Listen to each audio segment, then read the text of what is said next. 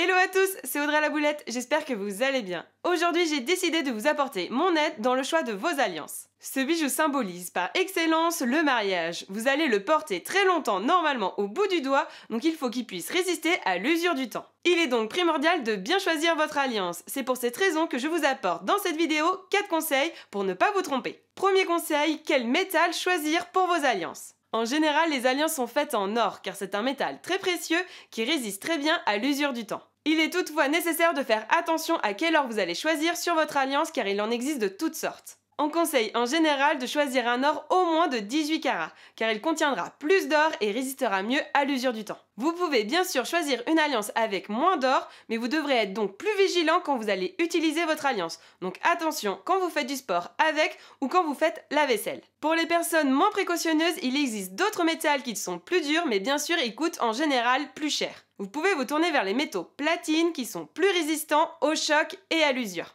Et si vous voulez une alternative un peu moins chère à la platine, vous pouvez choisir le palladium. C'est un métal qui est dur, mais qui est beaucoup plus léger et donc moins cher. Concernant l'argent, il n'est pas recommandé de choisir ce métal pour faire vos alliances. Il est plus mou que l'or et donc il y aura beaucoup plus de rayures et d'impact sur une alliance en argent qu'en or. Si vous vouliez vous tourner sur le métal argent à cause de sa couleur argentée, vous pouvez choisir de l'or, mais cette fois de l'or gris ou blanc. Par contre, vous devrez être vigilant sur le process qui a rendu l'or blanc, car il ne faut pas oublier, la couleur naturelle de l'or, c'est le jaune. Il existe 2 techniques pour blanchir l'or. Le premier s'appelle l'or rodier. Cette technique consiste à avoir un traitement en surface sur l'or pour le blanchir. Vous l'aurez peut-être compris, ce traitement n'est pas définitif.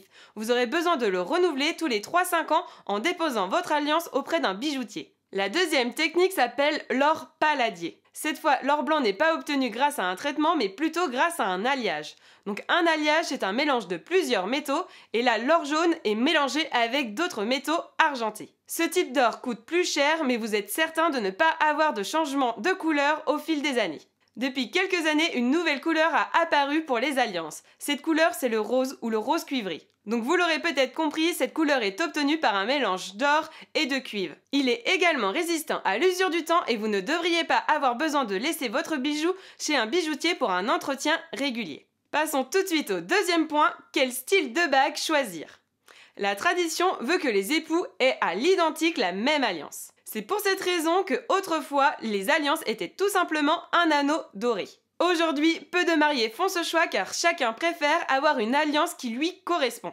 C'est un bijou que l'on porte tous les jours et il faut qu'il aille avec tous nos tenues et notre style. En général, on n'a pas forcément le même style que notre mari ou notre femme. Il me semblait donc impossible pour moi d'avoir la même alliance que mon mari. Tout d'abord parce qu'on n'a pas du tout les mêmes mains. Moi j'ai quand même des mains assez grandes avec des doigts très fins, donc je voulais une bague très fine qui aille avec. Mon mari voulait bien sûr une alliance un peu plus masculine et voulait un anneau plutôt épais. En parlant de la grosseur de la bague, en général, on conseille pour les petites mains de choisir une bague plutôt fine. Cela permettra de ne pas alourdir les mains et de les rendre plus fines. Par contre, pour les grandes mains, en général, on conseille d'avoir plutôt un anneau épais car cela leur correspond beaucoup mieux. Par contre, si vous avez des mains comme moi qui sont plutôt grandes avec des doigts plutôt fins, vous pouvez choisir la bague que vous voulez. Même si nos alliances n'étaient pas identiques avec mon mari, on voulait quand même qu'elles soient semblables.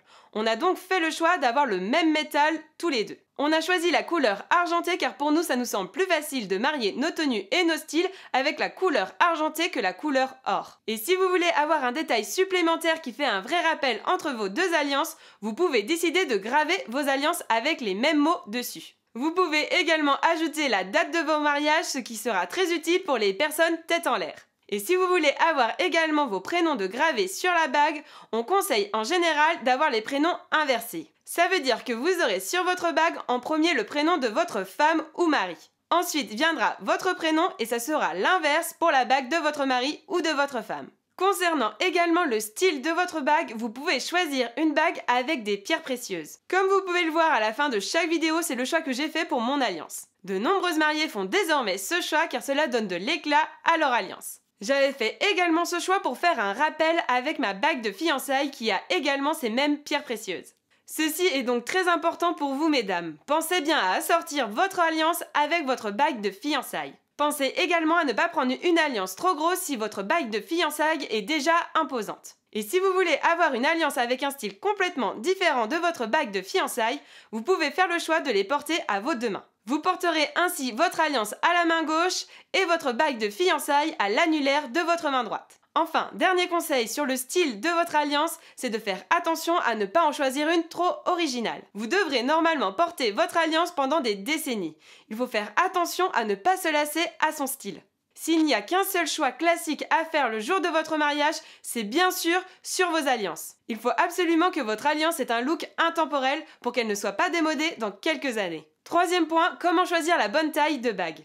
En général, ce point est un peu plus compliqué pour les hommes que pour les femmes.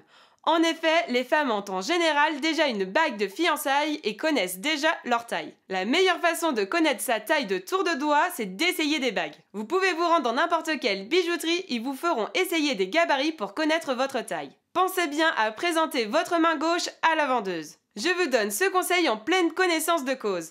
Mon mari s'est trompé et a donné sa main droite à la vendeuse. En général, la taille de votre annulaire de votre main droite n'est pas la même que la taille de votre annulaire de la main gauche. Nous avons donc dû retourner chez le bijoutier pour échanger l'alliance de mon mari car elle n'était pas la bonne taille pour sa main gauche. Pour savoir si une bague est à la bonne taille, il faut tout d'abord qu'elle ne vous blesse pas. Si vous avez une marque quand vous la retirez, c'est que celle-ci est beaucoup trop serrée. Deuxièmement, il ne faut pas que la bague glisse si vous secouez fortement votre main. Normalement, quand vous allez essayer de retirer votre bague, il doit avoir une petite résistance à la première phalange. Et pour les personnes qui n'ont pas l'habitude de porter des bagues, je vous rassure, si la bague est rentrée, vous arriverez forcément à la faire ressortir. Pour moi, c'est un achat qu'il ne faut pas anticiper. Une alliance s'achète en général 3 à 4 mois avant le mariage. En effet, si vous voulez perdre du poids pour votre mariage, vous risquez de perdre également du poids au niveau de vos doigts. Par exemple, j'ai perdu du poids lors des préparatifs de mon mariage et j'ai perdu un tour de taille au niveau des doigts. C'est pour cette raison que je porte ma bague de fiançailles au majeur et mon alliance à l'annulaire. Soyez également vigilants à la météo le jour de vos essayages. La chaleur et le froid font varier la taille de vos doigts. Ne prenez donc pas une bague trop petite si vous l'essayez en hiver. Cela risquera d'être trop petit en été quand vos doigts vont gonfler. C'est donc la même chose en été, ne prenez pas une bague trop grande car celle-ci sera sûrement trop grande quand vos doigts vont dégonfler en hiver. Si vous avez un problème de taille avec votre alliance, vous pourrez demander à votre bijoutier de la réajuster. Il y a différentes techniques pour réajuster une bague. Si celle-ci est trop grande, votre bijoutier pourra limer l'intérieur de votre bague pour l'agrandir. Par contre, si vous avez une gravure à l'intérieur de votre bague, celle-ci sera effacée du fait de l'agrandissement de votre bague. Cette technique n'est par contre pas possible si votre bague est sertie tout autour de pierres précieuses. Cela risquerait de faire sauter les pierres et votre bague ne serait donc plus du tout utilisable après. Donc si vous voulez des pierres précieuses sur votre bague, je vous conseille d'en avoir que sur la moitié de votre alliance. Et si vous voulez diminuer la taille de votre alliance car elle est trop grande, vous pourrez demander à votre bijoutier de rajouter des petits tampons à l'intérieur pour diminuer son diamètre. En général, les bijoutiers conseillent de ne pas changer fortement la taille de votre alliance. Vous pourrez augmenter ou diminuer de 2 tailles. Au-delà, vous risquerez fortement d'abîmer votre alliance et je pense que ce n'est pas du tout le but. Quatrième et dernier point, où acheter ces alliances. Aujourd'hui, il existe une multitude d'offres pour acheter ces alliances. Vous pouvez les acheter bien sûr en boutique mais également sur internet. Pour moi, il est primordial de tester physiquement l'alliance qu'on veut acheter. Donc si vous avez jeté votre dévolu sur une alliance qui se trouve sur internet, renseignez-vous pour savoir si cette marque a des showrooms. Si ce n'est pas le cas, renseignez-vous si cette marque participe à certains salons du mariage. Alors moi j'ai fait beaucoup de salons du mariage et j'ai vu qu'il y avait beaucoup d'enseignes qui y étaient présentes pour les alliances. D'ailleurs, si vous ne savez pas à quoi ressemble un salon du mariage, j'ai fait une vidéo où je vous ai emmené avec moi au salon du mariage de Paris. Donc je vous laisse cette vidéo en description et dans le petit i.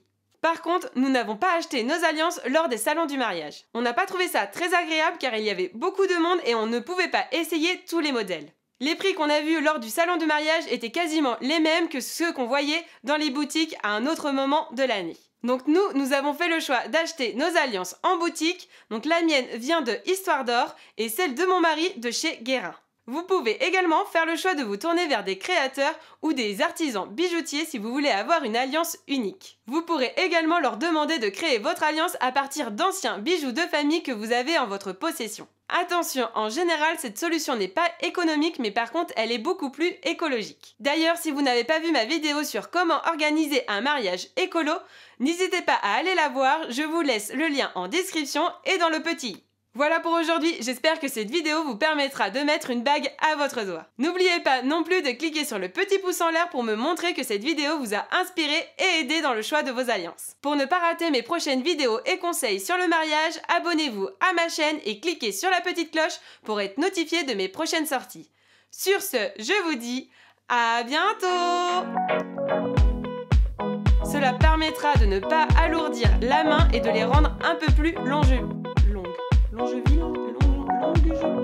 En parlant de la grosseur de la taille.